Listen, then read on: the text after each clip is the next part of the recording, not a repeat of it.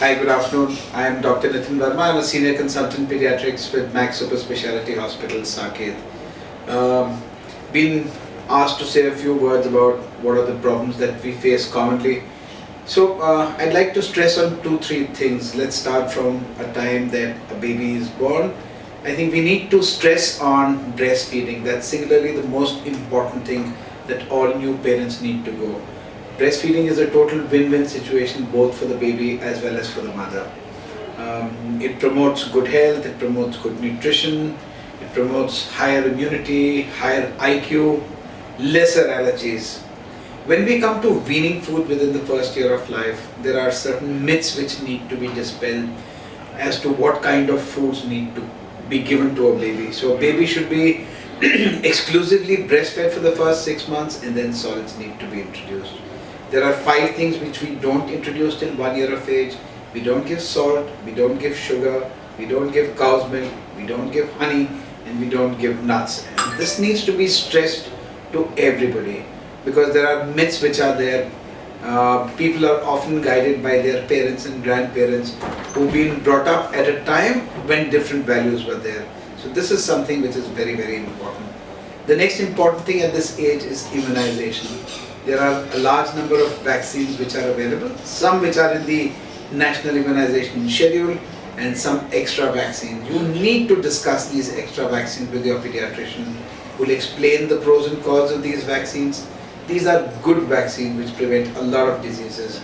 Common amongst them, rotavirus. It prevents diarrhea, and the pneumococcal vaccine prevents pneumonia. As we know that pneumonia and diarrhea are the 2 biggest killers of children. These are essential vaccines.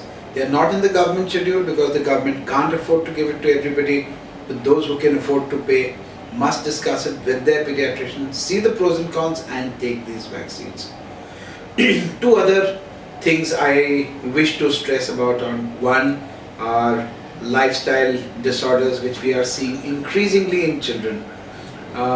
In an era where the mother and father work, the child is often with servants and maids, nurses, grandparents, there is a tendency for the child to overfeed.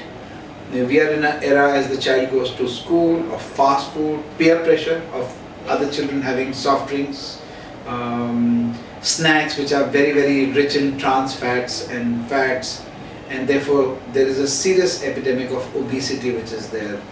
You normally would be taking your child to your pediatrician once a year when the child is bigger.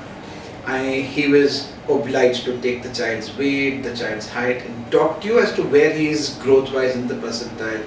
You need to nip it in the bud. If your child is obese at the age of 5, there's a 50% chance he's going to be an obese adult. If he's obese at the age of 10, the percentage is much higher. You have an obese child, cholesterol has already started to deposit in his arteries. He's likely to get hypertension, diabetes, and many other disorders, and I'm sure you don't want your child to suffer from that. So this is something you need to be very, very careful about. The last thing I like to stress upon is good hygiene and preventing respiratory disorders. Something very, very common. I'm sure all of you read that India is the most polluted city in the world. A matter of great shame, but this causes a lot of respiratory disorders. Don't resort to home medication. Don't resort to taking medication. Try and always discuss the medication that your pediatrician prescribes. Feel free to question him or her and ask the pros and cons of medicine which are there. Read about it, but try and nip it in the bud because respiratory disorders are on the high.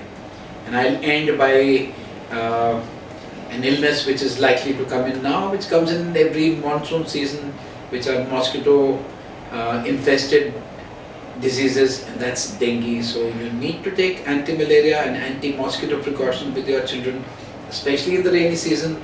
Remember, prevention is better than cure. Most doctors can treat any illness, but you don't want your child suffering from disorders which can be prevented by simple methods like the correct clothing and using a mosquito repellent. That's all I have to say. Thanks and bye.